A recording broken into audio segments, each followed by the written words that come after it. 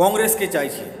তাই অধীর রঞ্জন চৌধুরীর সভায় বিশাল বিশাল ভিড় হচ্ছে। আগামী দিনে মুর্শিদাবাদের মাটিসহ বাংলার মাটিতে কংগ্রেস দখল করতে চলেছে, এমনই মন্তব্য করলেন নবগ্রাম ব্লকের ব্লক সভাপতি কংগ্রেস দলের বাদাম আলী। পাশাপাশি তিনি আরও বলেন, আবু তাহের খান বলেছেন তিনি 22টি সিট পাবেন মুর্শিদাবাদের তৃণমূল কংগ্রেস, কিন্তু মীর বাদাম আলীর বক্তব্য ওরা 22টা সিট পাবে না, ওদের মাথা অর্থাৎ আবু তাহের খানের মাথা খারাপ হয়ে গেছে। এইভাবে আবু তাহের খানকে স্বার্থন্যাসী বলে কটাক্ষ করলেন নবগ্রাম ব্লক কংগ্রেস দলের ব্লক সভাপতি মীর বাদাম আলী। বিস্তারিত কি বলেছেন শোনাবো আপনাদের। এই ভিডিওটি যারা দেখছেন ভিডিওটি শেয়ার করবেন, চ্যানেলটি লাইক করবেন আর সাবস্ক্রাইব করবেন। আই লাভ মাই ইন্ডিয়া, মেরা ভারত মহান।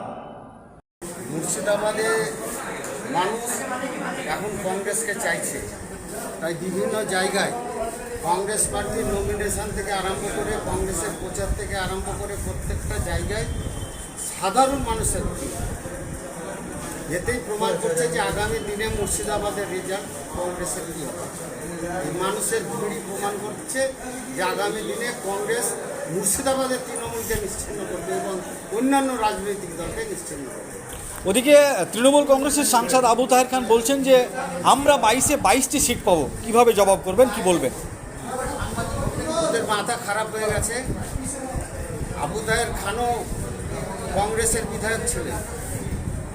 তিনি এমন একজন স্বার্থন্বেষী যে অধীর চৌধুরী যখন এখানে মুর্শিদাবাদে যখন কংগ্রেসের একটু খারাপ অবস্থা, তখন তিনি নিজেকে বিক্রি করে দিয়ে তৃণমূলে যোগ দিয়েছে। তার কথা কি আমাদেরকে শুনতে হবে?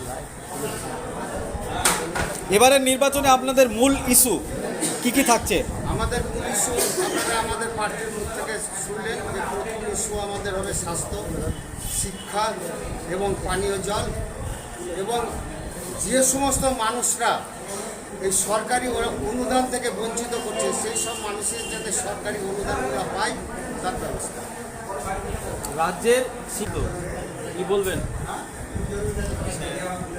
ব্যাপারটা হচ্ছে আপনারা তো দেখছেন যে রাজ্যের শিক্ষার বিশাল বেহাল অবস্থা।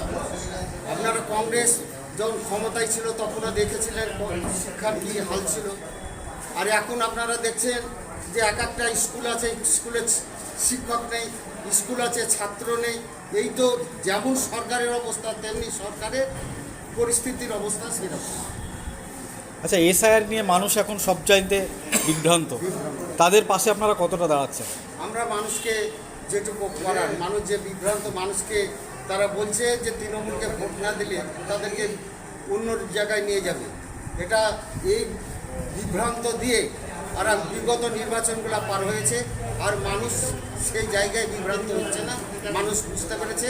তাই এই এসআইআরকে নিয়েও মানুষ প্রত্যাখ্যান করবে এই বর্তমান সরকার। আমরা আজকে দেখেছি একটা রায় হয়েছে ট্রাইব্যুনালে গিয়ে, সেটা হচ্ছে কংগ্রেস প্রার্থী মাহতাব শেখ।